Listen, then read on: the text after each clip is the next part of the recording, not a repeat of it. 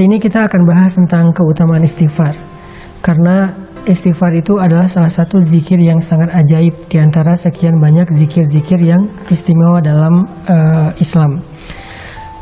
Bahkan kalau kita baca sejarah, Allah selalu mengganti satu ujian atau satu musibah dengan kebaikan itu karena istighfar. Ketika Nabi Adam beristighfar, maka Allah mempertemukan beliau dengan istrinya yang sudah berpisah sekian puluh tahun. Ketika Nabi Yunus beristighfar, maka Allah menyelamatkannya dari perut ikan sehingga kembali bisa berdakwah di muka bumi.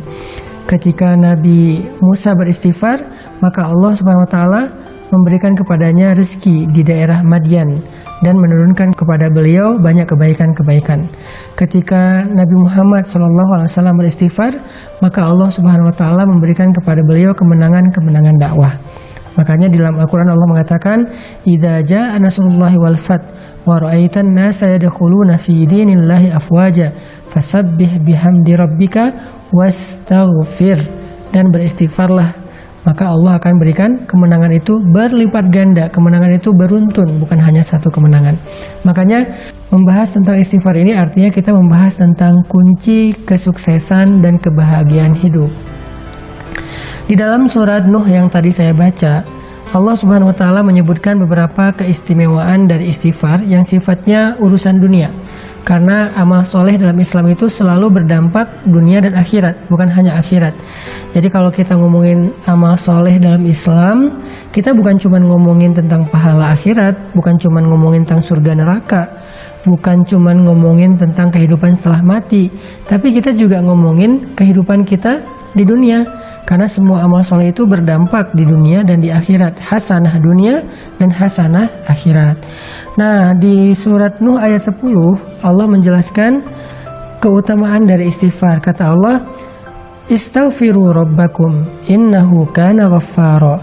Mintalah ampun kepada Rabb kalian dengan istighfar, dan Allah itu Maha Pengampun, Ghaffara, yang artinya Allah itu nggak pernah ngitung-ngitung dosa kita kalau kita udah istighfar. Mau sebanyak buih di lautan, mau sebanyak bintang di langit, mau sampai memenuhi langit dan bumi, kalau kita istighfar sekali aja dengan tulus dan ikhlas, maka Allah Subhanahu wa taala akan mengampuni semuanya sekaligus. Fala ubali, kata Allah dalam hadis qudsi, aku nggak peduli berapa banyak dosa dia. Itu namanya Ghaffar. Atau Ghaffar juga berarti kalau kita melakukan dosa lalu kita beristighfar, minta ampun, Allah ampuni. Besok kita ulangi lagi dan minta ampun, Allah ampuni lagi, dan seterusnya. Jangan berputus asa meminta ampun kepada Allah, karena Allah aja nggak pernah berputus asa mengampuni dosa kita. Yang penting kita jangan mempermainkan Allah. Gimana mempermainkan Allah? Kita beristighfar, tapi kita nggak serius pengen ninggalin dosa. Kalau kita beristighfar dan nyesel banget dengan dosa kita dan serius pengen ninggalin dosa itu di kemudian hari, tapi ternyata kita lemah lalu melakukannya lagi, istighfar lagi, melakukannya lagi, istighfar lagi, tapi selalu menyesal, selalu tulus, selalu pengen berubah, maka Allah Maha tahu isi hati hambanya dan Allah pasti mengampuni dosa-dosanya. Karena Allah Ghaffara. Jadi berkali-kali berbuat dosa, berkali-kali minta ampun, berkali-kali Allah ampuni. Itu satu keutamaan dari istighfar. Nah, lalu yang kedua apa? Keistimewaan dari istighfar, terutama dalam urusan kehidupan kita di dunia. Kata Allah, yursilis samaa alaikum midrara. Allah akan mengirimkan air hujan dari langit kepada kalian mengucur deras.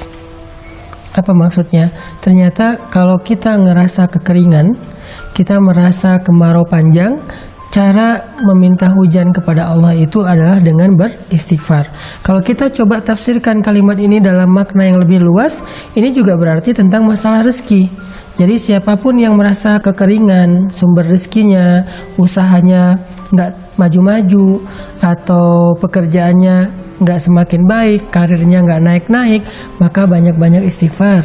Sehingga Allah akan mengutus rezeki kepada kita. Yursil, Allah yang akan mengirimkan rezeki itu kepada kita. Bukan kita yang mengejarnya, tapi rezeki yang mengejar kita. Keren ya? Jadi orang yang rajin istighfar, rezeki akan mengejar dia, akan mendatangi dia, bukan dia yang mendatangi rezeki. Karena kalimat ayatnya, yursilis samaa alaikum midrara, akan dikirimkan oleh Allah hujan dari langit kepada kalian secara deras, mengucur deras. Jadi rezeki itu datang kepada kita tuh ngucur deras seperti air hujan. Kebayang gak jumlah air hujan? Bukan setetes dua tetes, ngucur deras sampai bahkan kadang-kadang saking derasnya dan gak ketampung banjir di mana-mana. Seperti itulah rezeki yang akan datang kepada orang yang rajin istighfar.